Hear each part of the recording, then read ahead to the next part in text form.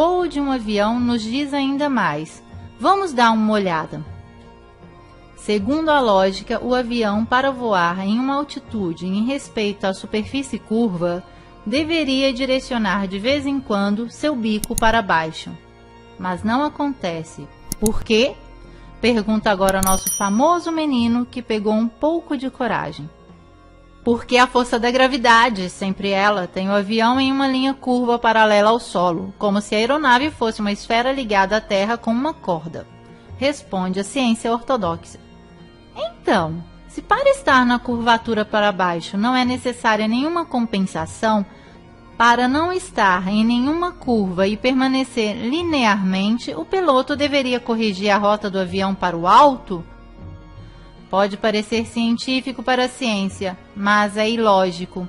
E se bastasse um voo linear para se perder no espaço, para que serviria um míssil? Ciência e tecnologia são assim tão incongruentes? Não, não é assim.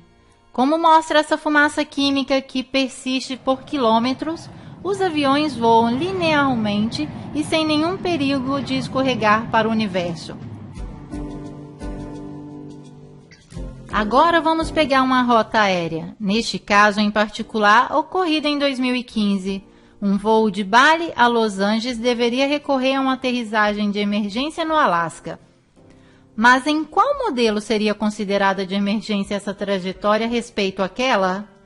No modelo esférico, as duas rotas parecem muito similares. No modelo da Terra plana, tudo parece mais coerente. É nesta superfície que voam os aviões. Somente assim podemos entender o porquê dessa rota. Esta, na realidade, é esta. Esta é esta. E esta ainda é esta. E tudo isso por um simples princípio de economia.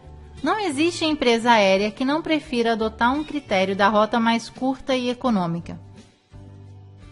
Esta loucura existe somente em um modelo virtual que nos enfia um goela abaixo com serviços de bordo enquanto comemos nossos amendoins. As rotas aéreas são todas calculadas em um mapa similar, porque se realizam sobre uma terra plana. Tanto é verdade que nunca nenhum voo circunnavegou a Terra de norte ao sul. A única rota é impossível em uma terra que não seja uma bola.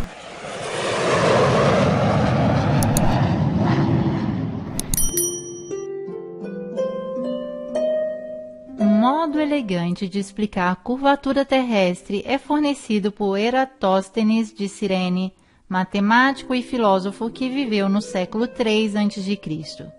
Agora, nosso menino, que já está virando um rapazinho, insolente e sem muita reverência, se pergunta como é possível que até hoje temos que exumar Eratóstenes para provar um fato assim tão grande como a forma do nosso mundo? Simples, porque estes coveiros têm em mãos apenas um punhado de cinzas. O experimento de Eratóstenes consiste em medir o raio da Terra esférica, que tem somente 5% de diferença do que se considera válido atualmente. Ele observa simplesmente a diferença de sombras projetadas pelo Sol ao meio-dia do holístico de verão nas cidades de Siene e Alexandria do Egito, distante entre elas 5.000 estádios e imaginadas no mesmo meridiano. Enquanto em Siene o Sol não projeta sombra ao meio-dia, em Alexandria a sombra da Gnomo faz 7,2 graus com a vertical, isto é, 1/50 de ângulo giro. Da qual temos a dedução: a circunferência da Terra deve ser de 50 vezes a distância entre as duas cidades, isso é 25.000 estádios, ou mais ou menos 39.000 quilômetros, aproximadamente os 40.000 quilômetros de circunferências aceitos hoje. Na encenação do filme do pouso na Lua, as sombras dos corpos projetados pelo Sol em uma superfície lunar são divergentes entre si, mesmo estando a poucos metros de distância no plano, então sem necessidade de presumir qualquer curvatura significativa. Mas, se o Sol estava distante cerca de 150 milhões de quilômetros da Lua, sombras de objetos assim tão próximos entre si deveriam ser paralelas. Essas são justificadas por uma iluminação muito próxima.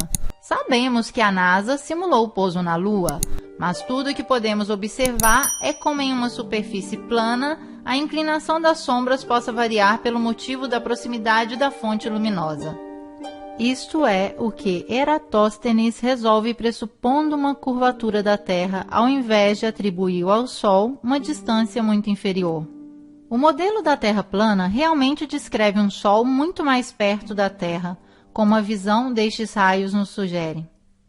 E se essa é falsificada, como alguns afirmam, da refração atmosférica, significa que também Eratóstenes fez seus cálculos induzidos de um erro do fenômeno da refração. Mas não é assim.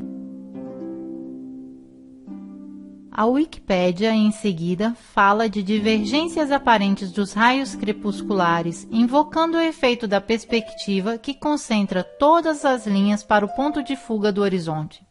Mas esta não influencia a percepção da verticalidade das linhas. A perspectiva não funciona assim, mas assim.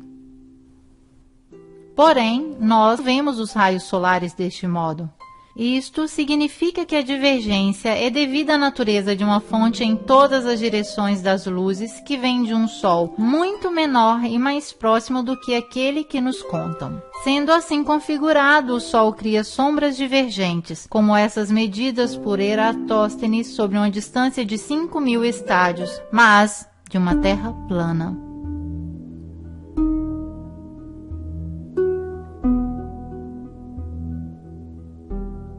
Agora vamos nos ocuparmos do movimento da Terra examinando a maior prova de todas, o giroscópio, um instrumento físico que consiste em manter seu eixo de rotação fixo, qualquer que seja o movimento em torno a si. Isto acontece pelo efeito da lei de conservação do momento angular e se realiza através da ligação exclusivamente mecânica do eixo de um rotor com sua suspensão cardânica. O giroscópio foi utilizado pela primeira vez por Léon Foucault em 1852 para demonstrar o movimento da Terra. Os livros científicos da época relatam o sucesso dessa demonstração. Vejamos. Ligado o giroscópio manual ou elétrico, mantém o eixo de rotação fixo, qualquer que sejam os movimentos do sistema em torno. Aqui temos reproduzido o mecanismo. Aqui e ainda aqui. São feitos inúmeros experimentos.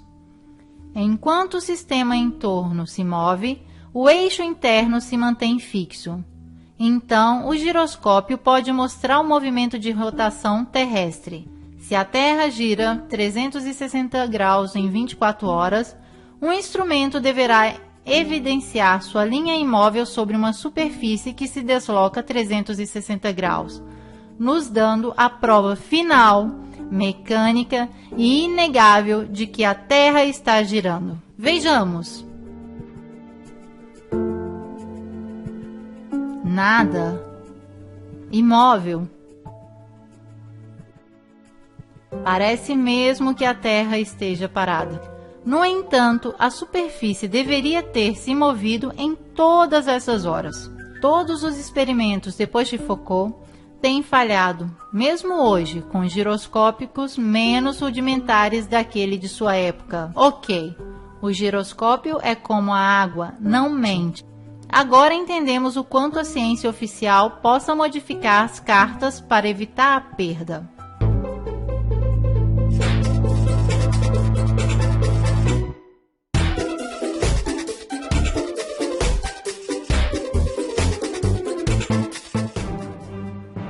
Temos ainda o efeito Coriolis. Os divulgadores científicos não veem a hora de se afirmarem sob fórmulas que demonstrariam como essa força aparente pode fazer girar os redemoinhos dos drenos dos banheiros em sentido horário se você usa o bidê no hemisfério norte e sentido horário se você usa no hemisfério sul. Basta, te peço. Para saber mais sobre os drenos dos bidês, consulte o Wikipédia.